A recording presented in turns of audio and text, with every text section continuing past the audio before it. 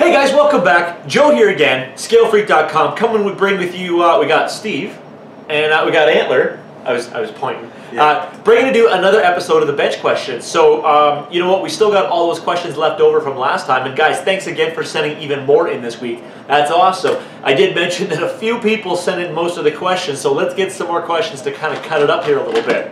Now, one thing that's really neat from over the week was that I actually got a whole bunch of questions that were actually not even RC related. They were actually related to cars. And I actually, well no, because the one guy was talking about, doing stuff to certain cars, lifting a truck, doing aftermarket, stuff like that, buy new, buy old, stuff like that. And I was like, oh, I can answer those questions.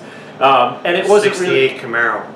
Yeah, actually. 327. Yeah. That would be nice. That would actually be a really nice car. But his one question actually that I want to kind of put out there, because his name's Matthew, I actually read it and I was like, yeah, I was going to email him back directly again, but he actually said, hey, talk to the guys and find out what you think of this one. And his one question was, would you rather buy a car to use as a weekend project and you can only drive it to like little car meets and on the weekend, or would you rather get like a daily driver that you sink a bunch of money into and kind of add some upgrades to it, but you still drive it as your daily? I'd have to go for the weekend toy. So okay. Oh yeah.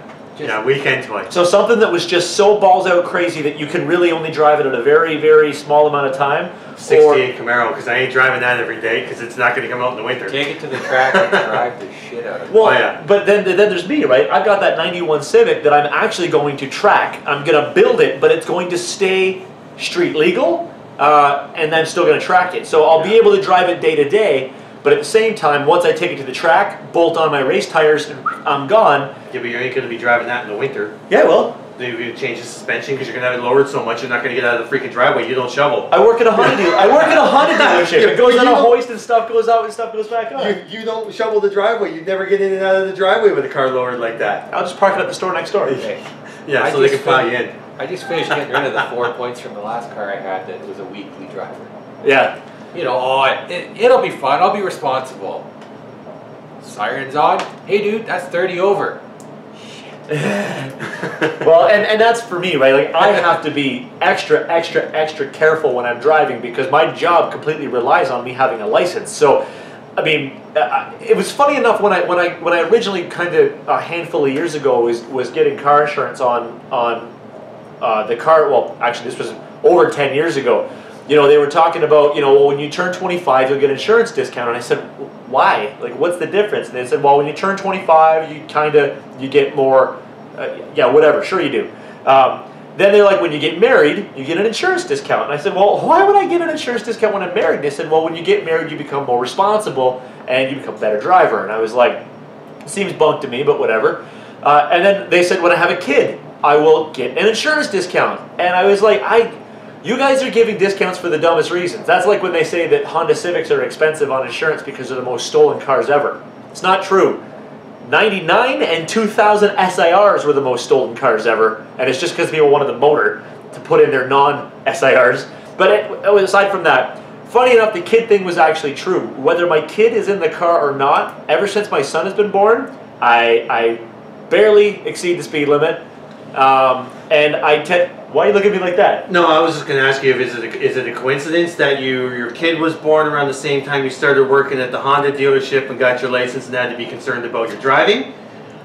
You know what I mean? I started working at Honda before my kid was born. Yes, but your driving must have improved around that time frame too, knowing that your job depends on having your license. I say it's the kid. I'm still stuck on the whole insurance discount for having a kid. Yeah. Can I borrow your phone? Can I borrow your phone? Yeah. I got a cat. I got a cat I really like. No. Phone Tina. Oh. Yeah. I think we need to have a kid. We need kids to get insurance discounts. Yeah, I wonder if you can rent them and still get away with it. I don't know. You can adopt them. That's sort of almost like renting them. Yeah, I guess. Actually, you can become a foster parent. That is renting them. Yeah, you have them for a little bit, then you give them back. And I guess the government pays you a little bit for them. Guys, here it is. Did you crack yours for the week? They got theirs. So, there's still Santa Claus Cokes. So, up here in Canada, we're just a little slow. And we are near the North Pole. We're closer, yeah. We actually, for anybody who doesn't know, the North Pole is actually technically located in Canada. Look it up. Or watch that Top Gear episode. I don't know if you've ever seen that one where Richard hops on a dog sled, and then and then Clarkson and May are in a Toyota Helix that is completely decked out for Arctic adventures, and it's a race to see who gets to the North Pole. I'm not going to spoil it for you. I'm not going to tell you. Okay, I almost actually did it on purpose. I'm not going to tell you who wins, but go watch that episode. It's not a part of a season. It's actually kind of considered an end-of-season special. It's like the Arctic special, and it's maybe one of the best Top Gear episodes there's ever been. I'm still not going to ruin it for you. I really want to. I really want to tell you who it is. Anyway, we're going to get into the questions. Now, remember, guys, benchquestions@gmail.com is where you send your questions to get them into the bucket. Thank you guys again a ton for getting all your questions into the bucket. And thanks for the emails as well about how to get me stickers to get onto the bucket. And again, I promise I will get some kind of P.O. box set up to send us stuff. It's just a matter of time. I have a lot of other responsibilities that have to get taken care of before that. P.O. boxes ain't cheap. At least not here in Canada, they're not. So let's go ahead and get started. What about the cars? Cars, yes. Yeah, you're right, actually. So again, thank you guys for the comments as well about the Canadian National On-Road, or the Canadian On-Road Nationals coming up. And guys, for anybody who is available to come to that, that's only 2 weeks away. Yep, 2 weeks. 2 weeks this weekend. 2 weeks away. 2 weeks from now. Actually, let me correct that. We're filming this on the 9th. 7th. Is today the 7th? Today's the 7th. We're filming this on the 7th, but I'm actually not going to release it till like the 15th. So it'll be it's 1 week away, guys. It is 1 week away. It's in Welland, Ontario at the Seaway Mall, and it's going to be absolutely amazing. Now, for anybody who cannot make it because you're just really, really far away and you don't want to buy a plane ticket or drive a very long distance to come and meet all of us, jerks, you can actually go to the Seaway Mall website, and there's actually a mall camera that's built into the ceiling. It does not refresh very quickly, but you'll be able to see that we're there. And I'm still trying to figure out whether or not I don't want to commit to this, but the software being used this year is actually made by Live RC. That's what I heard. And they're trying to find a way to get the network cables, because remember we're in a mall and the Wi-Fi there is ass. They're trying to find a way to get the network cables run to my director's station, and possibly the idea of getting the race on Live RC. If it's on Live RC, you can tune in and listen to my blab blab blab all weekend. But even still, like I said, I'm going to hand you guys the video camera. Hopefully you can get around and scope out some stuff that happens throughout the weekend. And I'll do my best to get videos out. But remember, for me, this is going to be a 5 a.m. to 11 p.m. every day, with a microphone in my face, and then trying to fall asleep after my 40-minute drive home, not during. That almost happened a couple times last year. Driving home and I'm like, my eyes are crossed. Anyway, this little bad boy here is going to be in the race. I almost actually lost track of what I was going to talk about. This is your Mini. We talked about this before. We touched on this very briefly on a video blog when you guys were building it. And I believe there was some complications with the video. With our build video? I think the only complication is I just don't have a USB stick big enough to bring it to you. Okay, so then that's easy enough because I can get you like a hard drive or something and dump it on. But yeah. So hopefully once I get through all the build video stuff that they made for this little bad boy, I might be able to scratch a video out of it. Even still, I still wouldn't mind doing a rig review on it just to talk about exactly what the Mini is. There was a lot of people who saw it and went, "Oh my God, I have one of those," or I've always wanted one of those. I'd like to see more about it. So. This little guy here is dressed up with a Nissan body, which is goofy enough. It's a rear-wheel drive body, but it's a front-wheel drive car. Yeah. So, just saying. The rule says it don't matter. It don't matter. The body looks cool, and he looks better than most of the front-wheel drive bodies out there. I love the fit, though. As soon as you said you were going to get the fit, I was like, yeah. And what was the first words out of my mouth? Show me the money, Joe. Oh, yeah, show me the money. You buy the body, I'll run it all weekend long. Yep. You're like, you can sponsor it for me. And I was like, no. So this little bad boy, it's all built now, and it's just a matter of getting the setup done and getting it ready for the race itself. Have you made a decision if you were going to race as well? Just trying to get my last little bit of money together to order one in. Awesome. So hopefully you can get a kit together and it would be nice to see you guys both racing. Yeah, if I have it my way, I'll be running a Subaru BRZ body. Yeah, that is a neat little body. Yes, on a front wheel drive. Yeah, on a Mini, front-wheel I don't drive. care. That's the all front right. wheel drive Mini handles better than the rear wheel drive, in my opinion. So Yeah, I've seen some of the rear wheel fishtail, and they lose too much speeds coming out of the corner. Yeah. And of course, we've got obviously Steve's big bad Tekno. This thing was quite the beast when you were last racing it. And I know that the differences in this truck, for anybody who's had the opportunity to actually check out the Tekno rigs, a lot of Losi guys dump their trucks in a heartbeat to jump up to a Tekno rig. And these things, I've seen them, I've run them as a, not race guys, don't, no, I'm not racing. Not yet. No. Not yet. And then basically, the handling on this thing is absolutely amazing. And I honestly think that they've overbuilt this truck in a positive way, because you're not sacrificing anything, but at the same time, it just works. You're not sacrificing any speed. Only had to replace bearings and tires. I ran it an entire season, and I beat the crap out of this thing. It is a tank. It turns as well as the associated SC10 4x4 does, and it's more forgiving than the Losi. Yeah, and you guys may have seen a while back, I did a video, just a quick video, like a really quick video for who was it that I did the video? Another RC, what are they called? The SCT4, or was it? This is the SCT410. Yeah, so the SCT410 for a couple of the guys here who won one as a raffle, and they brought it back in after they had it built so that I could kind of show you. Grant, yeah, oh yeah, it was Grant, that's what it was. Grant Cottonell. And I think the only comment that I had about it was how loud that damn gear was.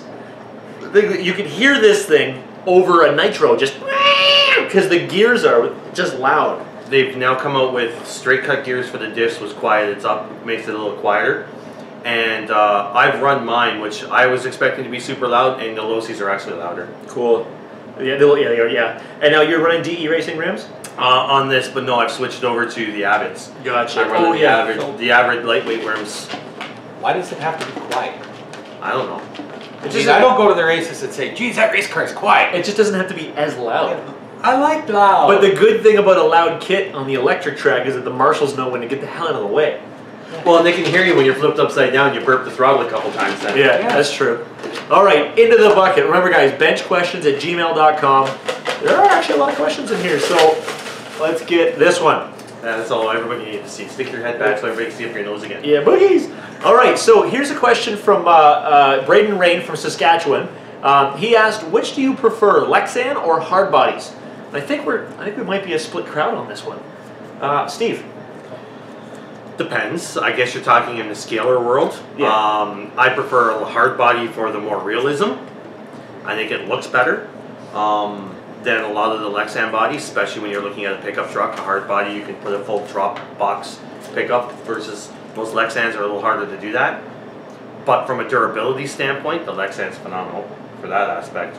But I don't know. I have 2 Jeep bodies that I'm getting rid of because I'm not doing the scaling side of things so much anymore. Yeah. That I was going to do into a JK8 Brute and a 4-door Brute, but I don't know. I like the look of the hard bodies. Okay, so you like the hard bodies, scale realism. I don't have any hard bodies yet, but all the design. I have a couple Jeeps for sale. Yeah. No. Shameless plug. Okay, so you've got Lexans right now. I've got Lexans now, but all the future design builds are all hard bodies. Yeah. Or the one's a mix. It's gonna have Lexan front, hard body back, but Oh, that's the was it Rescue 1? Rescue 1. Yeah. And that's gonna be extreme when it's done. So your future builds, you're going to plan for hard body, but right now you only have I Lexan. only have Lexan. And then see, me, for example, I like the Lexan. I really like Lexan, actually, mostly because I've watched too many people roll their hard bodies and break them. And I'm not the most careful. I mean, sometimes I just like, you know, when in doubt, throttle out. And I really don't want to have to fix my own crap sometimes. We've talked about this before. And really, if I were to break a hard body, I'd probably just wind up putting it on the shelf, and that would be the end of its run for a while. So I think at this moment in time, the only hard body that I would actually run would be the TF2, and I would baby that truck. But until that time, as you guys have seen with my F-Bomb, with Project JK, and with Red Devil Recon, I tend to stay with a Lexan body. So I prefer the Lexans. But then again, I don't go as scale real as you do, and I don't do any custom building like you do. I tack a few things onto it, but I'm not getting out styrene. I'm not getting out, you know, other sheets of it. Oh, I thought you were using styrene in the back. Legit metal. Oh, so I'm not. Yeah. Well, see, that's cool. You don't have to worry about it cracking and breaking. It'll dent. It'll look like get good dents and rash all over it. It'll be awesome. Yeah. So hard body, mix of both. I'll stay to Lexan. Next question.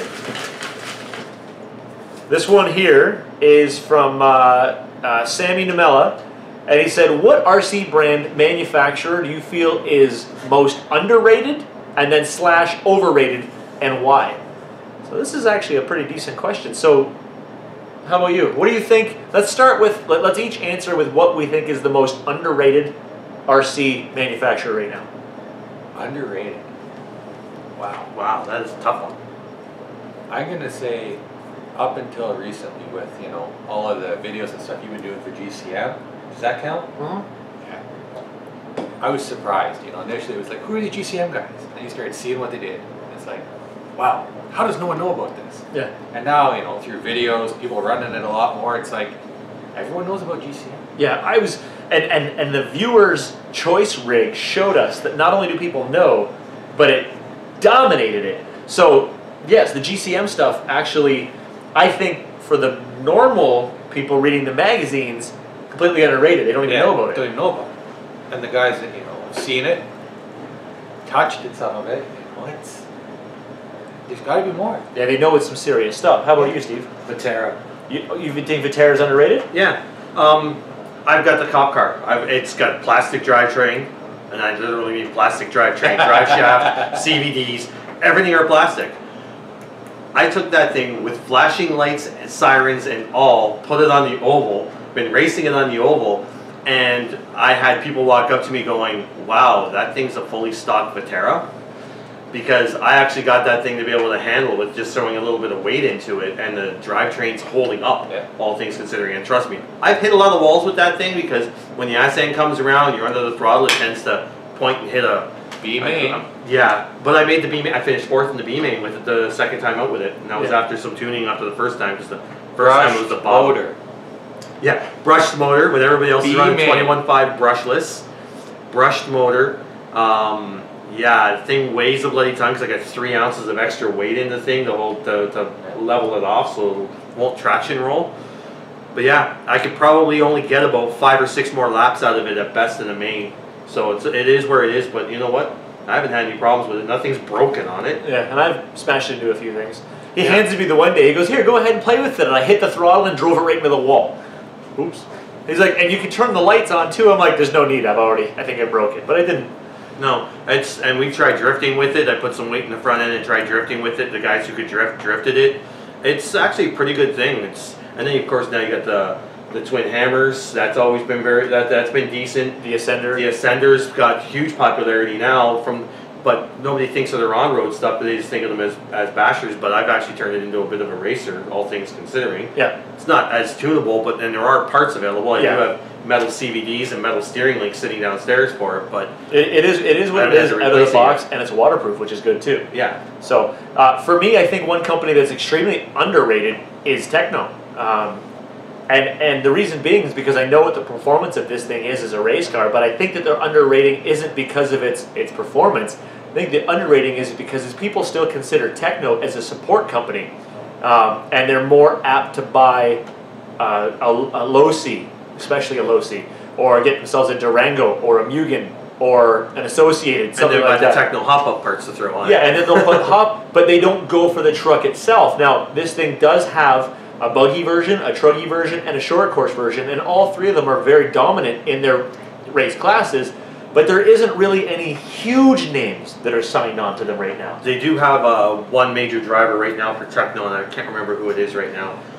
You're right, they have one major driver, but that's not the guy that you don't think of when you think of like the major drivers. You've got Adam Drake, formerly of Losi. Yeah, looking like Mugen now. It is Mugen. It's officially announced. And then you've got other stuff like Mayfield, and then stuff like that. And you see Cody King. You open the magazines and that's what's on there. But you don't really remember, like we don't even remember the household name of who it is. I thought it was one of the Ryans for some reason. I'm just checking it right now. But I think that they're an underrated company because, you know, they're not really out there paying the big games, but they're definitely winning some races for sure. So let's switch it around to overrated companies. What are the most overrated companies? What do you think is the most overrated manufacturer? Overrated. Lately, for me, I'm a little bit upset with Associated. Okay, why is that? I've run into a lot of problems with the last probably 3 kits that I've got from Associated, where it's the quality stayed there anymore in some of it. Right. Like, hey, here's this brand new 6.2. Oh, that part's not machined right. That part doesn't fit right. And I'm spending, you know, like, after I get a kit, probably 2 weeks ordering parts that are screwed up, not there, or not right. Yeah. Building the DCVs today, Yeah. prime example. You know, you get 2 shafts. One, beautiful. Second one, shit. We built 2 sets of DCVs today. The first one, beautiful rotation, no binding, nothing. The second one, on each set, there was also a second one. All it does is go click, click, click, click, and I rebuilt it 3 times. It will not get rid of the click, click in it. It's almost like it has to be broken in and worn in before it'll actually run smooth.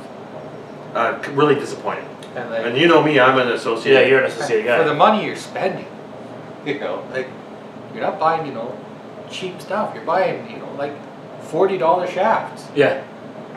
$20 a pop, and it's like, one, shit. Yeah, that one works okay. And it's almost like, and I ran into that problem in the past too when I've rebuilt a lot of Associated shocks. It took me the one day an hour to build shocks because I kept putting stuff in different pieces trying to find if part A would work with shock C because the threading was all goofed up, or there was O-rings missing, or the shock shaft came scored already, like somebody had nicked it with something. Or the one day I opened it up and they forgot to thread one side of the tie rods. Yeah. So one side was done and the other side was just shaved off. So it's not even like you could try to tap it yourself. It was shaved off to the bottom pitch of the thread. It was done. That's actually a great point. Steve, what about you? Well, most people would expect me to say low-C, but I'm actually not going to say low-C. I'm actually going to agree with the Associated. I am very disappointed in Associated right now. Yeah. I drive their buggy, the B5M, and I've broke 2 ball studs, bent 2 others because their ball studs are actually pretty weak, and their steel tie rods that were in it, they pretzel. You even tap anything wrong and they come out bent, which affects the way your car is going to drive the entire time. So I had to get the titanium hop-ups for it because there's no way that I could drive that same vehicle consistently when you're coming off the track and having to straighten the tie rod on a regular basis. I just noticed that ever since they've officially announced that they were purchased by Thunder Tiger, their quality and their quality control and their stuff has gone downhill. Yeah. I don't know if it's directly related. It just might be a timing issue, but it just seems like it's related to that. And as for the driver for Tekno, it is Ryan Lutz. Ryan Lutz, okay. Yeah, so I knew it was one of the Ryans. I just couldn't remember which one. And that makes sense as well because you're right. Because when I had my, well, I would even go back so far as to say the SC10 4x4 wasn't even that impressive as a kit. But maybe that was just my use because it was a nice lightweight kit on a track that was not built for lightweight kits. And I like the tub chassis design, I like the modular design, but I really thought that when they stepped up, because I still feel that the SC10 to 2-wheel drive is one of the best short course 2-wheel drive trucks they had ever made. When they came out with the SC10 4-wheel drive, I got rid of my Durango and got the SC10 4-wheel drive, and I should have stayed with the Durango. They came up with some really innovative things, I thought, in the 4-wheel drive. Yeah. But it was more designed for the indoor clay tracks. Yeah. So I don't think that has anything to do with the quality or being disappointed in the vehicle in that aspect. I think they came up with some really innovative things, like when they used pins to put together to hold the shocks in with just a center screw. Yeah. I thought that was a lot better than using full-length screws all the time because it made shock changes so much simpler. Yeah. There are a few other things that I really liked the way they did it.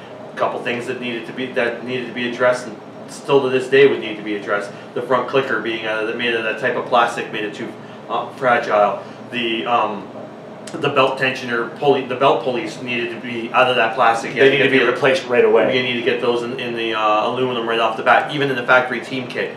And they never released it as an aluminum piece. You had to buy a third-party company for it. So yeah, there were some disappointing things in that aspect. But I don't. That's just. I think that's just more of a growing pain than the build quality of turnbuckles without threads or ball studs without threads, or made out of weaker, crappier material, especially on such a high end. Like when they came out with the factory team version of the SC10 4x4, it was a major improvement. Yeah.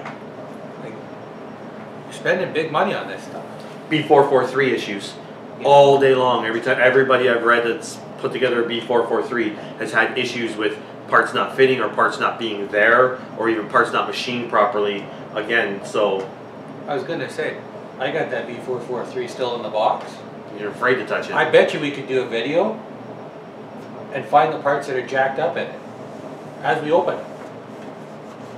I mean, it might not be very popular with Associated, but you know what? And to that as well, I even made a video a long time ago, and I uploaded it to the channel. I didn't release it, and I still won't. But it was a video of me sending it to Associated saying, buddy, look, all the stuff that's missing from this. Look, I can't get these shocks together. This was missing, this was missing. There needs to be some kind of quality control. There needs to be some kind of like, will you send me a new one, please? It's a brand new kit. And there was never a response for it. I emailed it to them a bunch of times. There was never a response to it. They didn't answer it at all. I don't recall if the video was ever viewed by them, because you can tell by the view count. I don't know how many of them are actually me watching it. And that was it. I was actually pretty disappointed about that.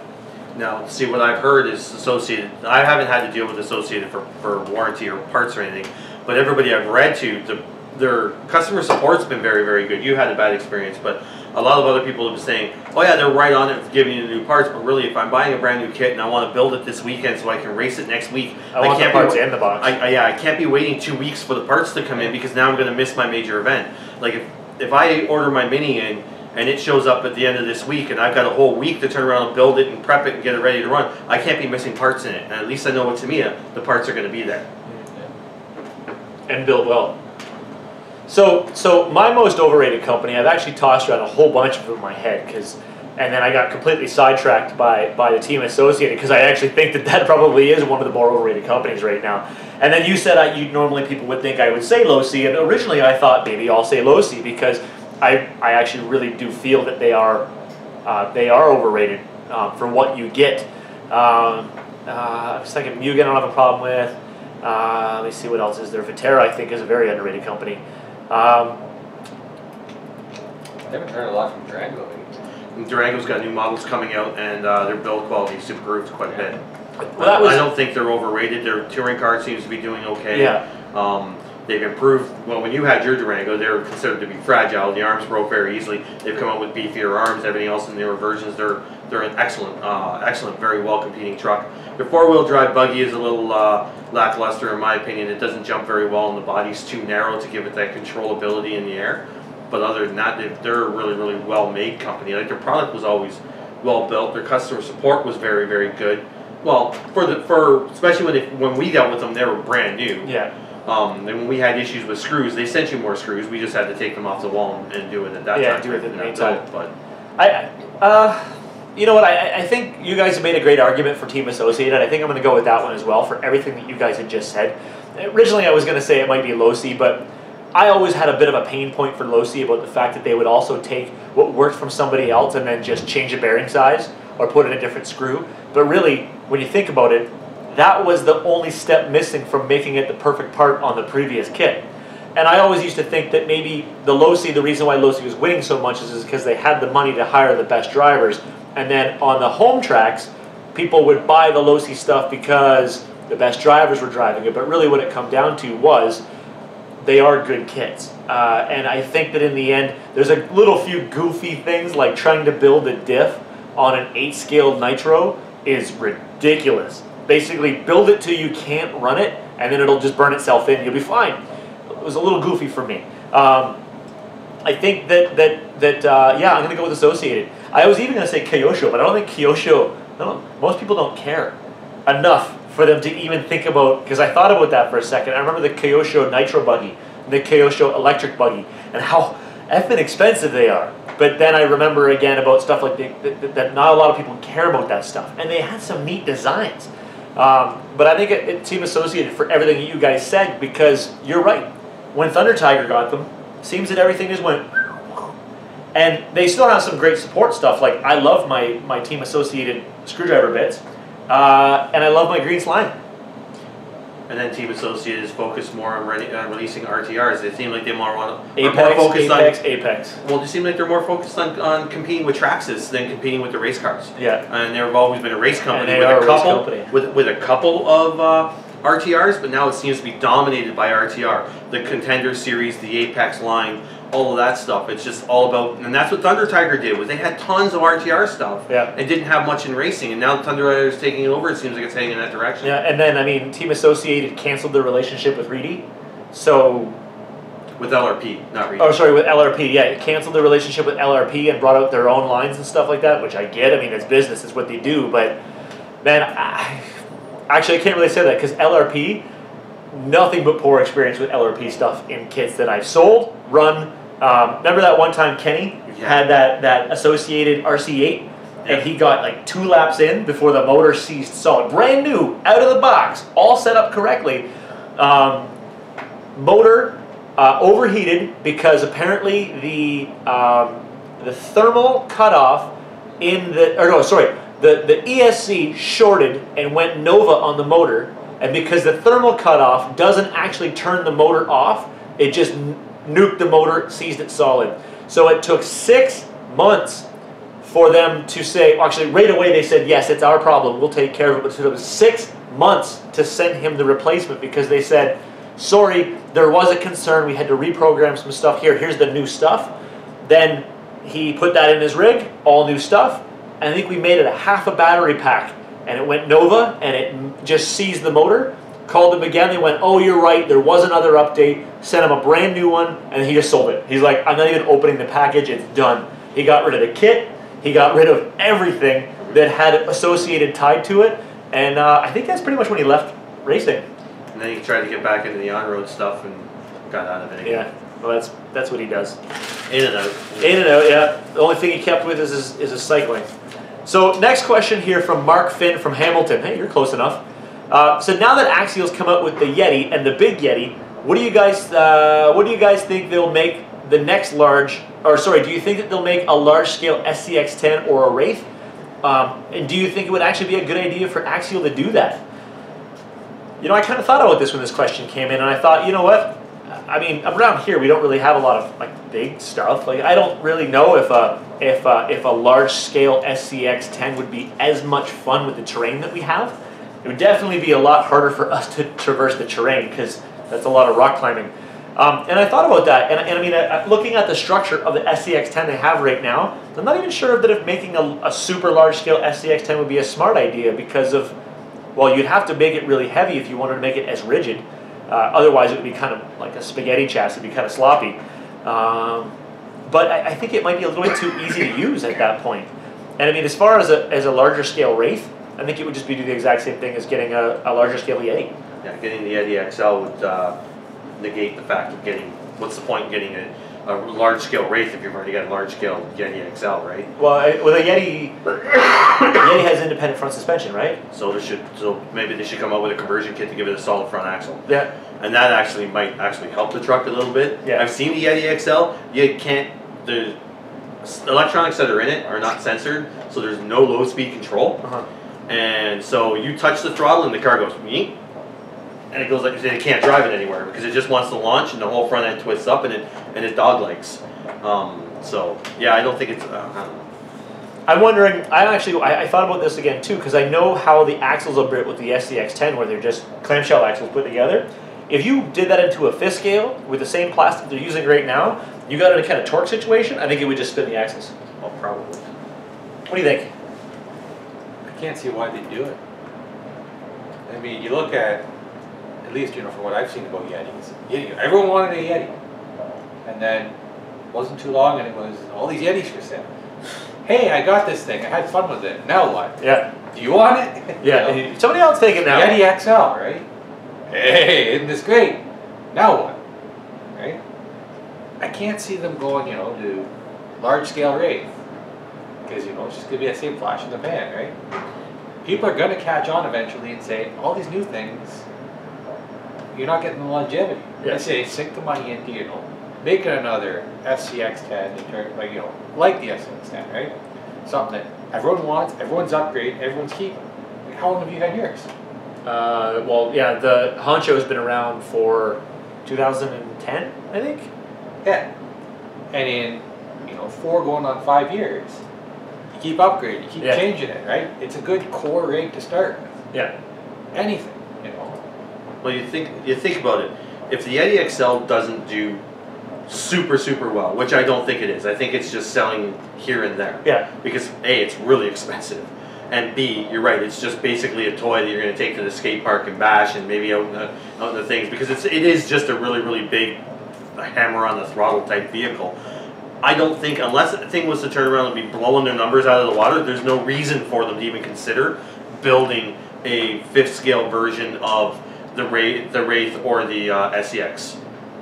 Which I agree with. I think that it would be a smart idea to stay with most of the 10 scale stuff and not bother blowing everything up, because at that point, I mean, we still have a few problems with stock on a few different items. Like if you look on the Axial website, a few things that you might want have shown out of stock for a while, where they can't keep up with production with a few things. Maybe even cancel a few trucks. You know, get rid of a few things. They still make dingoes. And I get that people want that shorter wheelbase, but get it out. Like, they lowered the price of it like crazy. I thought they were going to cancel it, but it's still there. You know, but I don't know. So well, yeah. It doesn't take much for them to keep that type of kit, because it's still based on everything else. Yeah. It's just shorter links and a different body. That's the only difference in that truck. So for them to keep it and versus getting rid of it, it's very simple. So yeah. Oh, look, a newer question. Yeah, this one I did today. Okay, this is a good one here. So I have to take a second to read this because I put this in my own handwriting. It says, what's your opinion on the new JConcepts scale and crawler tire? And do any of us plan on buying them? And this is from Alex in Kansas City, and he gave me a shout out for YouTube. It's RC Tips and Reviews, all one word. You checking to see what it is? Yeah, I haven't seen them. All right, well, have you seen the new one yet? The new JConcept? It was all over like Big Squid and stuff like that, and then everyone kind of went on a rage quit real quick about it. Yeah. I might have seen, you know, a couple articles about it real early on. Yeah. But well, I'll give you an idea. It's a neat looking tire. It is a neat looking tire, and I give them credit for what they're making. But the first thing that I saw when I saw it was that everyone started to kind of get really upset about the fact that it's too big for, I think it's class 2, I think it is. Either class 1 or class 2, I forget. It's like 1/10 off, I think it is, from being able to run in the Sorka rules. So they got 2 different tires. Yeah. So, but the thing I thought about that was, okay, I don't care about the rules. I'm not really building trucks to run the rules. See, it's a nice tread, and I bet you that thing's gonna be pretty beefy. But it's just a little bit bigger than what people had expected. You know, kind of, it's in and out. I find, joining into a lot of scale conversations, I find a lot of people do keep bringing Sorka rules back into place again, where it's you know, it has to be within a certain thing in order to be run in a class, which is fine for the people who do that. Some other people build rigs just to have gigantic, massive tires on it. That's also a thing as well. But the idea, I think, behind the JConcept tires being a good thing is that this is now another company that's getting in the game for tires. I mean, well, the first set, those are like the old chisels, right? Yeah, no, not even. They kind of remind me of. Are they 2.2s? No, they're 1.9s. Oh. So where originally I thought, you know, yeah, cool. What I actually think now is that, you know what, even if this tire doesn't work out 100% as they expected for it, at least that's one more manufacturer to get into the game and get us tires. Because now we'll have Pitbull, RC4WD, Proline, JConcepts. Who else do we have? I could see that. Yeah, that's a nice tread. Yeah, that one there's a nice tread. Which one's that one? That is the Scorpions. So Scorpios. The Scorpios. The Ruptures, forget them. They're awful. So then what do you think? You just looked at them now. What do you think of the tires? I like the look of the Scorpios. They look like they got a really nice tread pattern on them. The Ruptures I'm not a fan of. They remind me of an Axial tire that was out at one point in time that nobody wanted because they were just horrible. Yeah.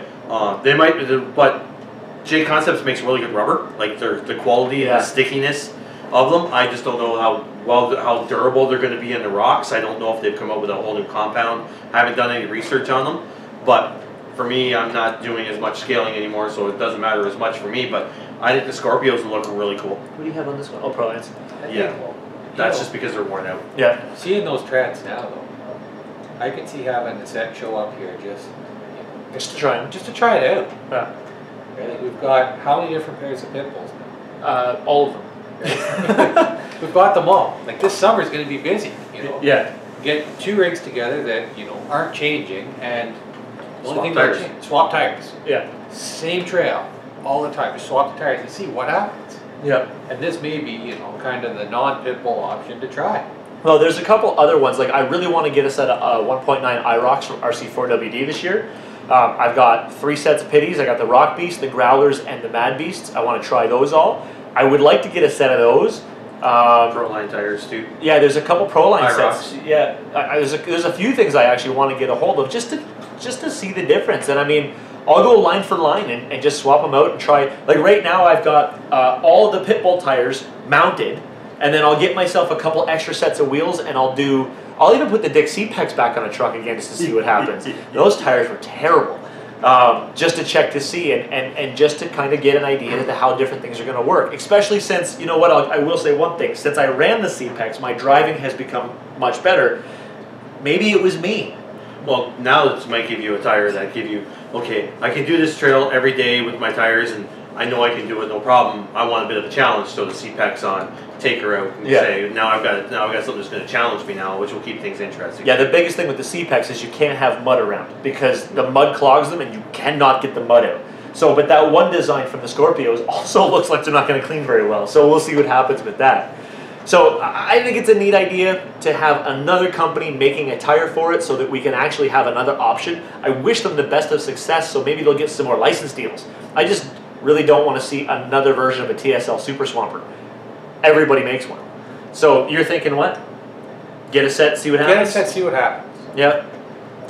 And Steve doesn't care because he doesn't scale anymore. Steve's like, if you put them on your truck and you let me drive your truck, then I'll drive your truck. So next question here comes from Sammy Namella again. He said, are beadlock wheels any good for a bashing truck? He said, can a beadlock wheel handle a good speed and bashing, or are they just meant for scalers and crawlers? Well, they're not just meant for scalers and crawlers, because Proline actually came out with beadlocks for the short course trucks. However, no, they can't handle the speed and the bashing capability of some of the short course trucks. I've seen them spit tires on a regular basis, even no matter what you do to clamp them down and get them down super tight. When you start ballooning a tire like that when you're doing your jumps, they're not necessarily designed for it. Now that being said, I haven't tried any of the new modern ones that people are doing for the scale appearance.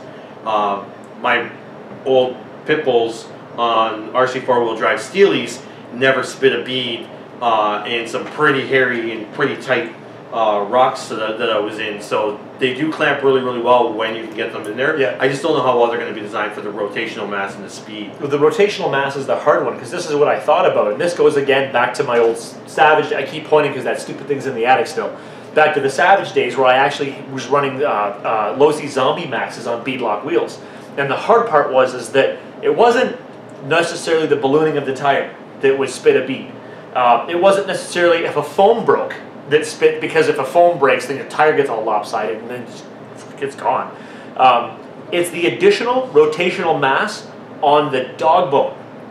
And the additional so it's a little harder on the motor to spool that sucker up. And when it stops, the additional mass of the wheel coming to a spin can snap stuff like crazy. I've seen guys like Dave runs beadlock wheels on his short course trucks, mainly his two-wheel drive, because the two-wheel drive doesn't have ridiculous gobs of torque like the four-wheel drive does. And he's been successful with it because it doesn't have all that crazy torque. Would he be more successful with a glue tire? Who cares? He likes the beadlock. He's staying that way. Easy for him to switch stuff.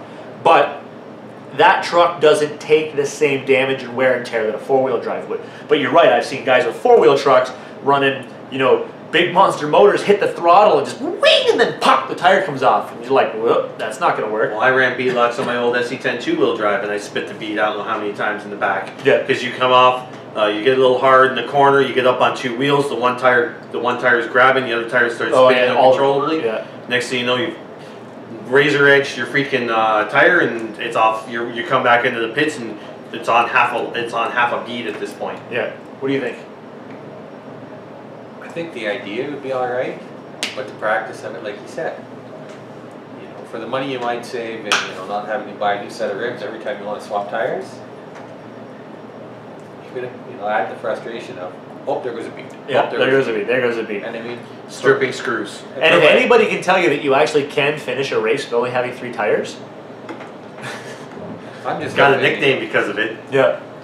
Like, how am I gonna feel, you know, if I finally make the 8 main with one of these things, that's where the bead goes. Yeah. You know? Exactly. That's when you got to check it. And I really think that, yes, I think that the bead locks can hold the tires in most cases, but I think once the bead cuts loose, don't bother. It's done. You also run the risk of tearing the bead, and then the tire's no good anyways, and you could have a fairly new tire, and you just toasted it. So I've done that with with the bead locks on the rock beasts. I actually got caught in a rock, and the bead was so tight that it actually tore my tire. So, I mean, but I think for my money, I would keep the bead tires on my scalers and my crawlers, and for racing, I would have Steve glue my tires on real rims.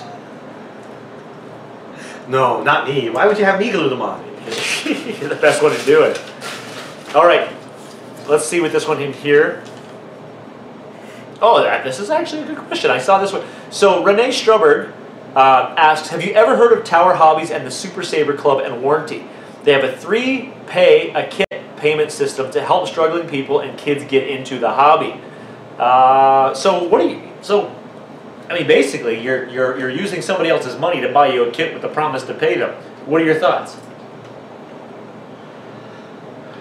I'm just trying to remember. Like, I seem to recall looking at some of these easy pay options. Yeah, it's the easy pay option. Yeah. And I don't know if it was specifically easy pay, but it was really more of a American thing. Yeah, but it works in Canada now. Okay, if it works in Canada, I can see it having its merit. Yeah. So you still have to have a credit card. Doesn't matter. Well, yeah. But at one point it was, as a Canadian, I couldn't take part in some of this stuff. Yeah. You know, hey, I got a MasterCard, accepted everywhere. Well, except for that. Nobody likes MasterCard in Canada. Everyone likes Visa. Everyone, even American Express, forget it. But you know what I mean? Yeah. I'm here. Deal's over there. And, you know, even though I can see the border from your back door kind of thing, you can't. So let's skip the idea whether it would be available in Canada or not. Let's just talk about the actual principle or the idea or the methodology behind it. Do you think that something like that is a smart plan? Do you think that the easy pay, and what are your opinion on the idea of, here's a kit, pay me later? Knowing that this is a hobby where when you get the kit, you break it. Yeah. Or, you know, I think it'll get people into the hobby, but it might just get that many people out. You know, nothing worse than paying for every broken toy. Yeah, it's broken. I'm not paying anymore. Cancel the other payments. I broke it. What do you think? I think it's a great idea. First of all, their Super Saver Club is awesome. You get emailed codes. The codes are better than the ones that they're offering you on the website for free anyways. So you're getting better savings. You're getting free shipping on most things at that point too for you guys in the US. Which now makes, between your super, like, prime example, $400 US retail. You take the Super Saver code on there and save yourself $35 roughly, whatever, 35, 40, whatever the code is. Which puts it below cost. Which now puts it below cost. And then they're going to send it out to you with free shipping because you paid $50 at one point in time for your Super Saver membership. Yeah. Yeah, you've now paid for your Super Saver membership. You've saved money on the kit. And now I can turn around. And now I can turn around and do it on 3-pay, where once a month for 3 months they're gonna take X number of dollars. They're gonna basically take $125 or $135 each month to pay for your $400 kit, so you can actually get your race kit because you don't quite have all that money right now. I think it's a great idea. Makes me wish I had a credit card, but at the same time, glad I don't. Exactly. And my thoughts. I like your comment about how we're getting kids into the hobby. Let's not fool ourselves.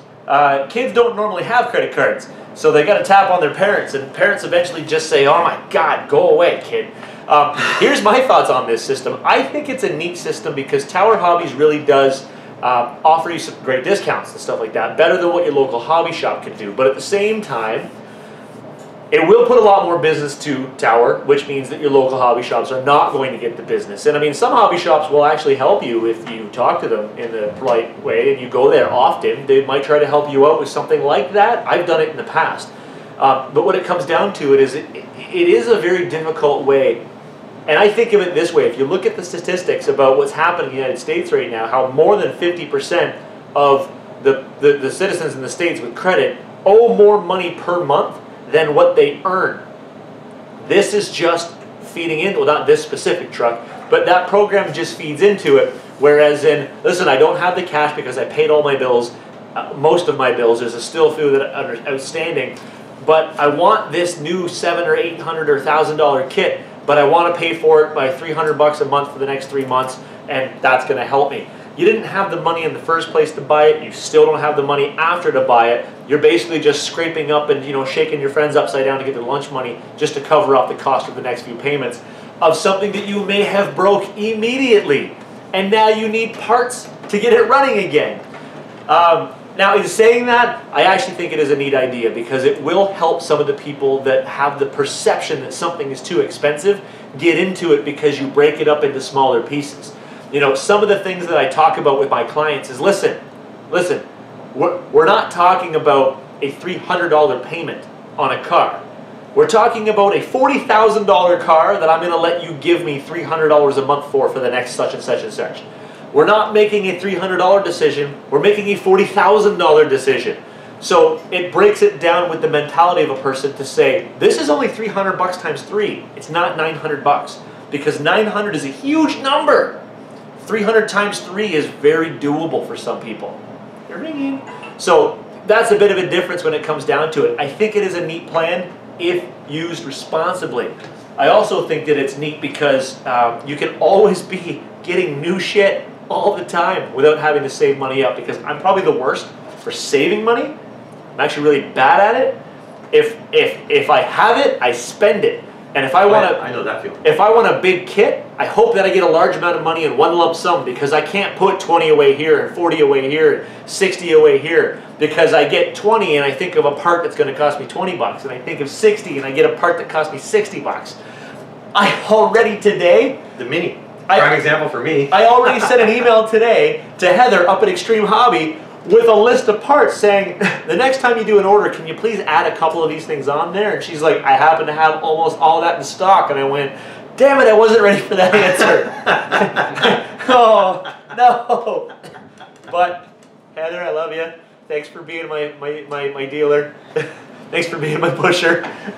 So yeah, Joe, you know all about that feeling from when you ran your exactly. hobby shop. I do know all about that feeling, about how sometimes it's just like, I got the itch. I need a fix. And the best part is it's all more paint to finish Project JK.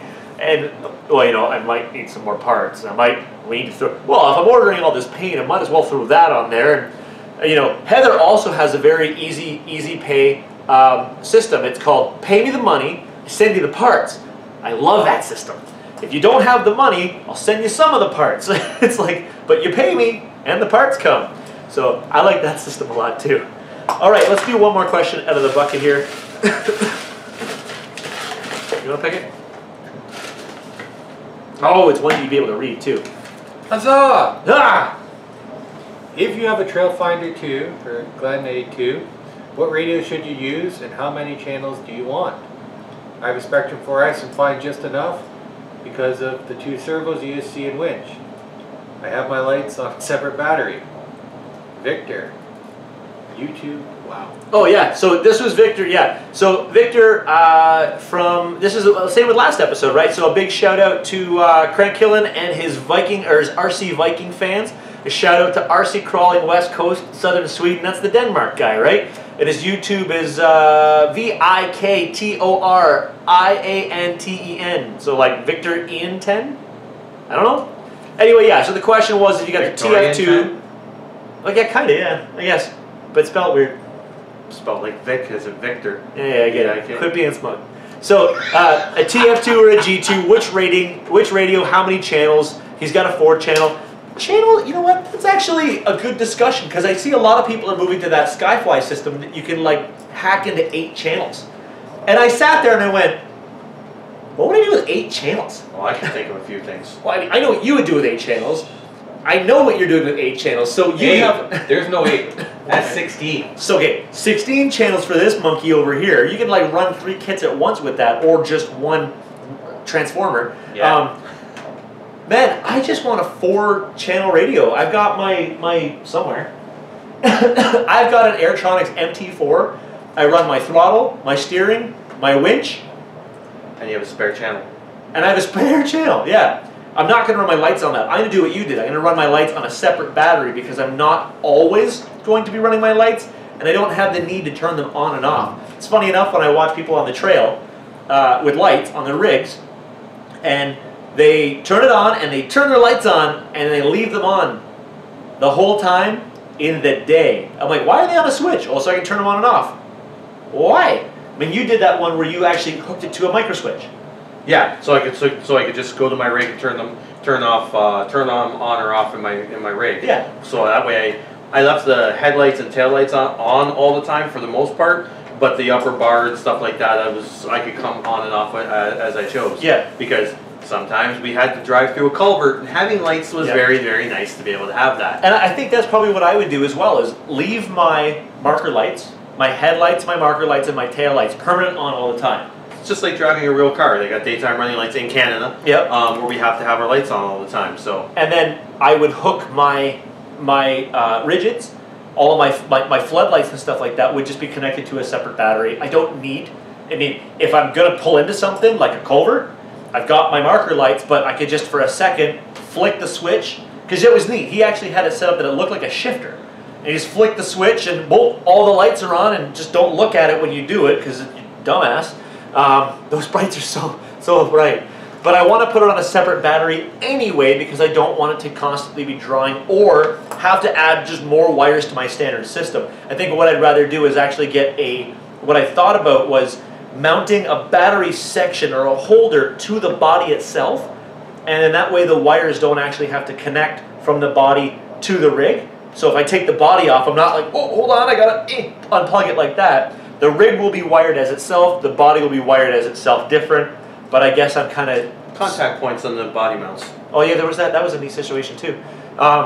Keeps all your weight up from being up high too. Yeah, I just think a 4-channel seems to be the best way to go.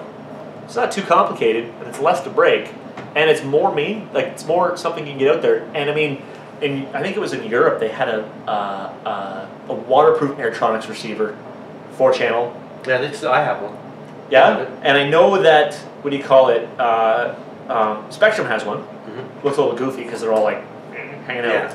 What do you think for how many channels?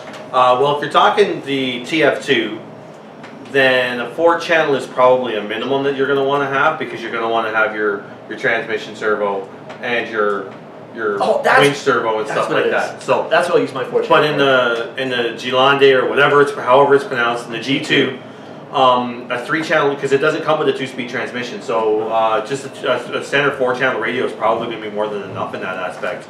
Some of the guys that I've seen that go on hardcore scaling are getting into the 6- and 8-channel air radios. Oh, this dual and stick? the dual stick to be able to do the controlling, so they can have front and rear winches and turn on and off their lights and do all these other crazy things that they might want to do, because some people have an extra winch so that they can lower their suspension to get under things. And I'd actually a few times even tossed around, and I may move to a dual stick, because I really enjoyed my dual stick from when I first started racing, and I don't mind a handheld radio, I don't mind that, but I also like the idea of having that just fine adjustment with the stick.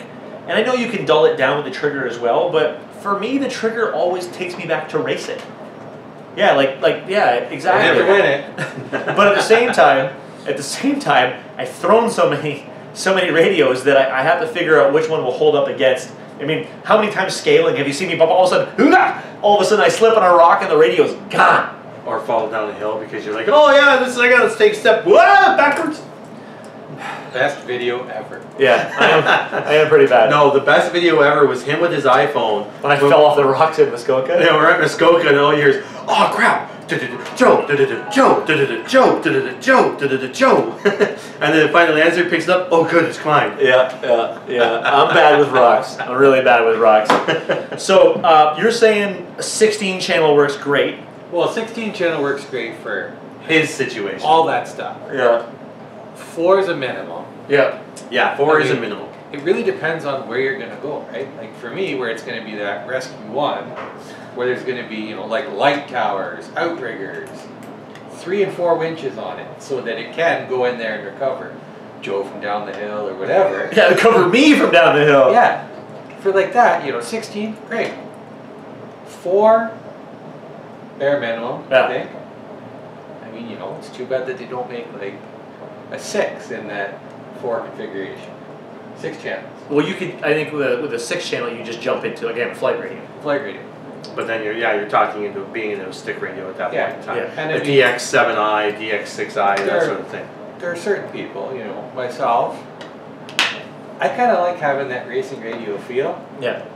I mean, it'd be nice if, you know, well, I guess that's why the Fly Sky ones are taken off. Yeah. Because you can have that. Oh, and because we haven't said this yet, now I'm going to say it now. Ah, here it comes. Ready? 1, 2, 3. You get the Chris Kenny. Chris Kenny has modded a couple of the Fly Sky based ones to give you the multiple channels, if I remember correctly. So, Well, that's where my 16's coming from. well, there you go. So, Getty. Now, one thing I do like about these is the fact. Hey, look who just messaged us. Chris Kenny. You can't see it, but just as we said Chris Kenny, he just Facebook messaged me. He actually sent me a message the other day saying, for all the times that you've talked about me on the show, it would almost be wrong for him to actually come on the show. So one thing I do like about having the trigger, like the pistol radio, is that when I'm just kind of walking out, maybe if I got, you know, some munchie in my hand or something and I don't want to stop, I can still trigger and turn with my thumb. So I can, or actually that's helped in the past where I'm trying to video something and I'm trying to do something and I can literally with one hand drive very poorly. Tug of war videos. Yeah, exactly. And actually, one thing I do like about this is that I can put a different wheel on there. So I was actually considering throwing like a giant scale wheel on here. Maybe use the Dixie Peck for that. I don't know. But it would probably make my radio dumber if I put that on there. But this was a good radio. I like this. I especially like the fact it doesn't have an antenna for me to break. Although I do know that you said the DX4S, which I believe has a shark fin. Shark fin. But this one works well for me. This is the longest radio I've ever had. This is also probably the best radio you've ever had. Yeah, because it's got LiPo. That's right. Only charge that thing about 4 times a year when I race all year round. I'm just making sure that I don't have to charge. I was going to say, you better check the charge. If it's low, I'm running. 8.3 volt. I'm good. Oh, that thing's going to On last forever. 2 cell. Okay, good. All right. So, questions. How many did we do? 1, 2, 3, 4, 5, 6. That's the average. 7 questions. Funny enough, someone did say last time saying, you didn't answer enough questions. We answered 8 questions in the last episode, where our average is 7. So we're good. Math whiz. Math whiz. Not unless I have Excel. What are you talking about? He needs a calculator. Yeah, exactly. Give me my Casio watch. I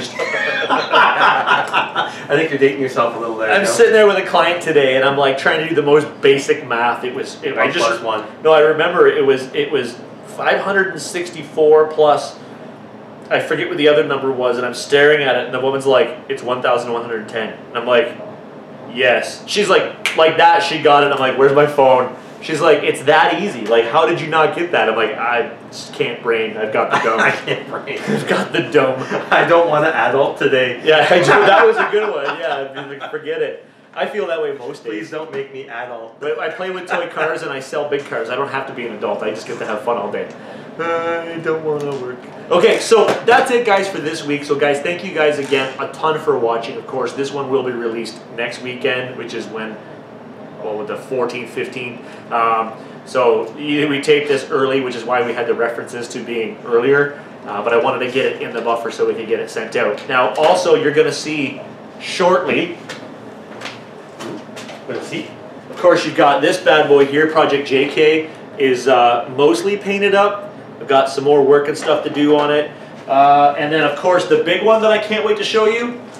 Hold on. The outside of this roof. The outside of the roof? Yeah. Yes. Why? Painted the outside of the whole kit. Oh, really? Doing the inside and the outside. Oh, Why? Something new. So that way when I get scarred all up, it all look like a scarred. You guys can't see this from here, but check that out. Oh. Yeah, you like that? That's the I love this. the Night Customs. Yeah, the Night Customs stuff. Wheel wells, front grille with the what they call the eagle eyes. Rear. I've got the where are they? The handles and the hinge kits. Ah, man, this guy's stuff is giving me a chubby. So you gotta paint that. No, I leave it just like that. Really? No, because it's the same kind of. Y'all know No, I you hate gotta it. paint it. Leave me alone. You gotta sand it and paint it. Ah, you're killing me. I don't make my stuff look nice. Like I work on projects.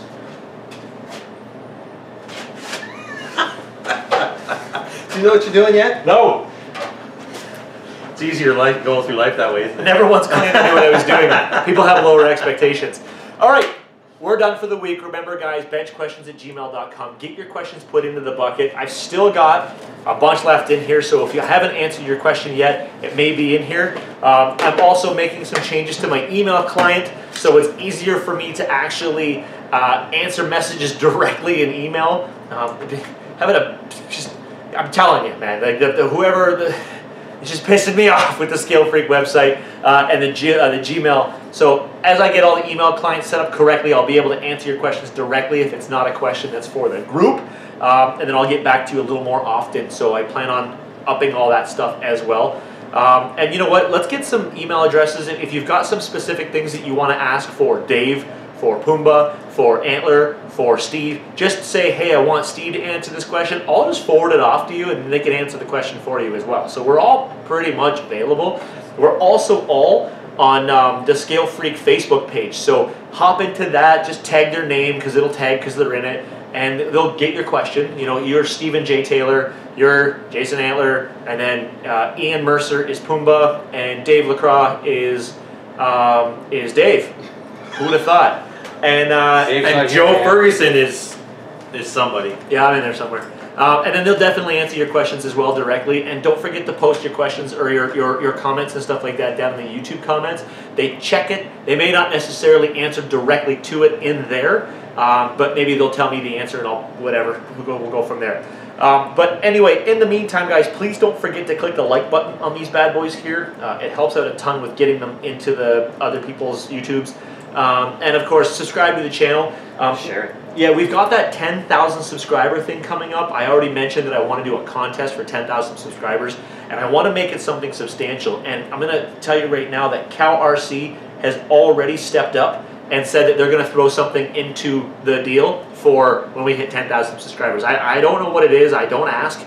Because Heath is awesome and he just sends me cool stuff from time to time to give away. You guys may have noticed the contests that keep happening on Scale Freak here and there. So huge shout out to Cal for giving us the ability to win that stuff. And actually, what time is it? So 17 minutes ago, I stopped the contest in order for us to see who the winner was for the Scale Freak contest for the Cal RC stuff this week. So as soon as I step back inside, I'll copy the names down, shut it down, and do a random number generator to find out who the winner is. Chris Whiteford won it last time. He actually lives like, what, an hour away from here? And he was happy. He said the stuff showed up like that. So whoever wins can be happy when your Cal RC stuff shows up. Because, I mean, Heath is just kick-ass and he's just literally giving this stuff away. And then, of course, any other companies that want to get on board, just fire me a message. If you want to get involved with the 10,000 subscriber, just let me know. And, I mean, I will shamelessly plug you as well. Not literally. It sounded really bad. Oh, wow. I gotta actually make an order with Heath. I want to get something for my pit table. Yeah. That I bring with me, so I gotta get a 2-piece thing for my folding pit table. I think I actually want to see if he can make me a round one for this table. I thought that'd be pretty neat if we had a round pit table for the bench questions I'll have table. to give him the diameter and see what he can come up with. Is that math stuff again? Yeah, no, I'll just get a measuring tape. That's all I need to do. I'll be like, table round, this far apart, make me. This goes from one side to this side, it maxes out at this. Yeah, and I love these things because I lose so much crap. Actually, the one guy said, he posted on the Facebook, or on the Scale site saying, I work on my RCs in my bed, and I lose too many screws. And the only thing I think about is imagine waking up after losing all those screws and you're picking little M3s out of your ass crack. Like, oh, there's the screw. You wake up, it's stuck to your side of your face. You got screws all over the place. Got screw marks like you've been screwed in the middle of the night. Hey, that's not half bad. Anyway, so guys, share, please, comment, subscribe, and like. Thank you. Anything else from you guys tonight, Steve? Drive it like you stole it. Yeah, we said that one before. You got a new one?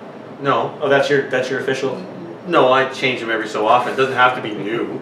Come on. You're right. What about Actually, get out there and just enjoy yourself. Enjoy the hobby and don't care what anybody else. Just do your own thing. For all of you guys living in the cold right now, apparently spring is coming. Apparently. Well, I don't know. I keep hearing winter's coming, but then again, I keep watching Game of Thrones. So for all of you guys who are Game of Thrones fans, winter's coming. April 17th or 14th or something like that. I don't even care, man. I know. Winter is coming. I actually have a Targaryen scarf because I am a big Game of Thrones fan, and I wear it to work all the time. And the one guy goes, "Why do you always wear that scarf?" And I just said, "Winter's coming." He goes, "Winter's here, asshole." I said, "No. Game of Thrones, winter's coming." And I just need to show my loyalty for when Daenerys comes over and fuck shit up. I said she needs to know that I'm with her. So, yeah. Daenerys, Stormheart. Yeah, so how about you? What are you exiting with today? Reading is fundamental unless it's directions. That's why they make pictures. Exactly. Reading is fundamental. Or in this case, here, help me build these DCJs. I'm going to keep the instructions over there. You put it together. Hey man, we just built a Tamiya kit by picture. Actually, I didn't build much of all from the Tamiya. You did it all by pictures. I did it from memory. I was going to say, the good thing about the Tamiya kits, it's been the same kit for 20 years. If you've built one, you've built them all. That's a plastic part that attaches to that plastic part, which is, held together by this metal part. Nothing can go wrong. And no wheels will ever fall off this kit. Okay, so for me... Only if you break them off. Only if you smash into shit. For me, really, what it comes down to is I'm starting to feel that spring is coming, and holy shit, I want to get outside and play with my toys. I really, really, really want to get into the Project JK and get that thing really, really going. A huge shout out to Night Customs for all the stuff that you've hooked me up with. This stuff is unreal, and honestly, 3D printing is the way everything should be going. And really what it comes down to, he gave me a couple sneak shots of some stuff that's coming. You may want to come back to the scale side of the hobby again. Some of the stuff that you always said, I wish they made this, it's on its way. My God, it's such a great time to be in the hobby right now. And I'll tell you, Dave, Pumbaa, you got me pricing out drift kits non-stop. Again? But the difference was when I ran the XV01, I wasn't really enjoying it too much because I wanted to just drive it as a rally car and I wasn't really getting into the XV01 part of it. But the rear wheel drive part, it's just, oh my God, like and Keddy sent me some videos today of his, and I was like, this is just far out. And the idea behind like the stealth mounts and more keep it scale. Yeah, I love it. And I've been watching a lot of YouTube videos on drifting stuff, and over in Japan where they're making full drift cities, which we talked about before, but my God, it blows my mind. And it's amazing. And I even thought about it. I said, really, what's it going to be in the summertime? Find a decently flat parking lot, get a leaf blower, actually a cow blaster, to blow some of the rocks out of the way, and then have some fun. The videos that Keddy was showing me, they just drew on the ground with chalk. Yeah, I was there. And there's a video of my cop car sitting in sitting there with the lights flashing. They're all drifting right past my cop car. I got it on my phone. And then I already have my ESC. I've already got a servo. All I need to do is get a proper motor because I'm not going to put a 6.5 in a drift car. That's mental. And then pin it to win it. and then just tires and stuff like that. So I've actually been talking to Derry at Galaxy Hobby. That's up. I don't know even where he is. I just know he's on the internet, and he does all the MST stuff. And he's already told me some prices and stuff like that. Pumbaa and Dave are losing their mind about the idea of me getting into this. Although when they go drifting, I'm already in bed. So I don't know how that's going to work out.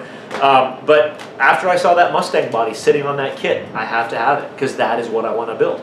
So, yeah. And I'm just making notes. MST. Galaxy. Yeah.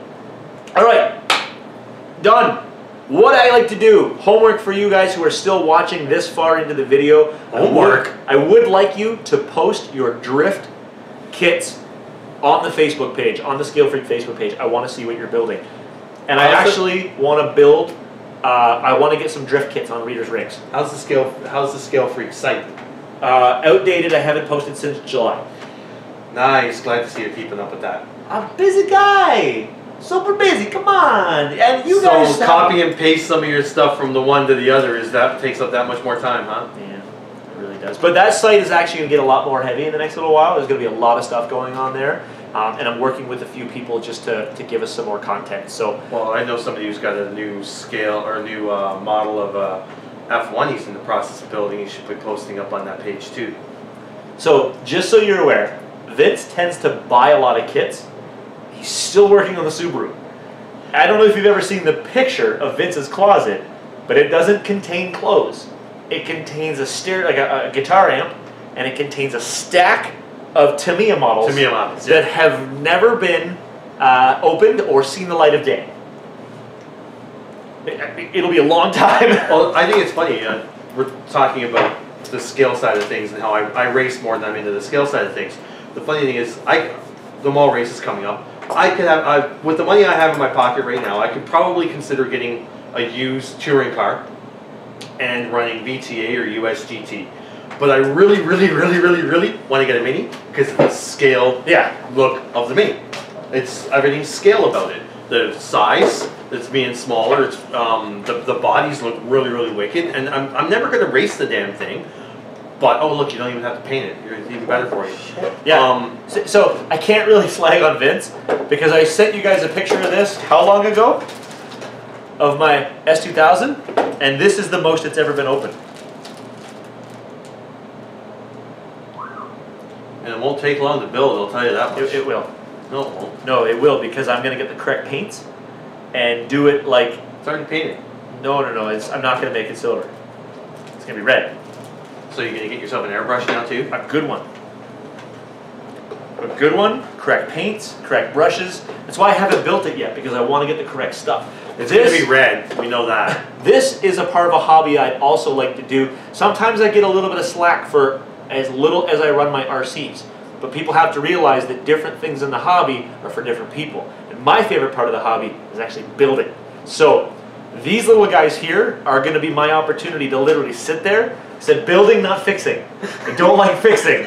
I put it together once, and I don't touch it again. My favorite part of the hobby is building. Once it's built, I don't care about it. Yeah. If I break it, I get another one.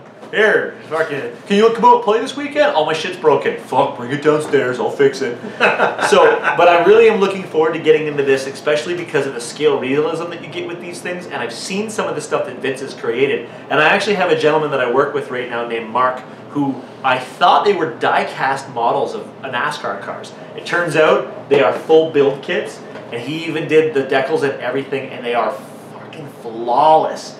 And I gave him some tips and pointers and stuff like that of what I expect to do to this kit. And he was like, I didn't even think of that. And it's taken him, he's in his 50s, and it's taken him the better part of his life to get that good. And I plan on hacking the, actually I should probably hack that one first. This one first, since I've had this one for about 7 years, just to see how badly I can butcher the Mustang. Look how old this is. And look, it's still on this plastic too. Yeah, it's, oh yeah. Look, he's losing parts. Yeah. We don't need windows anyway. So build some of this stuff, and no, this won't be anything you'll find in a video because this is just for me. But anyway, guys, you'll have it sitting on here after it's built one day, about 6 or 7 years from now. Yeah. Well, the neat thing was, Dick. The neat thing was, I posted on Facebook that I was building these things, and my mom posted up, and she goes, "It's actually funny how that come around full circle." My dad was completely addicted to building scale kits back in the day. Completely addicted to it. Even like, was it Robotech? Is that little Gundam, like the Gundam models. Robotech was before Gundam. So. And stuff like that. And then she's like, I can't believe it. She's like, all these years, because I didn't know my dad was into this stuff. And I remember there was some models, but I didn't realize that they were hand-built models. I thought they were just store-bought die-casts. My dad was massive into that stuff when he was a kid, and now I am. Well, meaning to be. Now I want to try it. Now I want to do it. It's a process. It's a process, yeah, step by step. It'll be a lot easier when it's warm in the summer and I can just sit out here all day. Which he still won't do because he'll be inside playing with his kid. Yeah, well, he's going to sleep sometimes. And Rock Band 4 is coming out. I'm just putting that out there because we're going to have a garage party. Oh, no, that'll be cool. Yeah. I want to play the drums. Yeah, I want to hack on the drums. I'm going to repaint the back of the door white, get a projector, set up that surround sound system we have for here. I'll pick up a cheap fridge off Kijiji, put it out here, and we're done. Won't hear from me for a while. Fist fight over the drums. No, I'll play guitar. Actually, I'm actually not bad at the guitar. I'm not good. I'm not good at all. But the original. Actually, I remember that being brought to Best Buy with the drum kit. Yep. Got my axe covered in paintball stickers. That's how old this thing is. I used to play paintball. Yeah.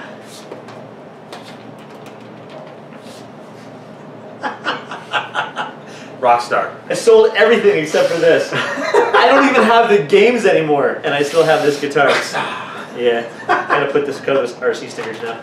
All right, we are actually done. Now that I've got my axe out, Are you sure? this shit's gonna go down. The rock and roll is gonna start. You guys have yourself an amazing evening. Thanks from Steve.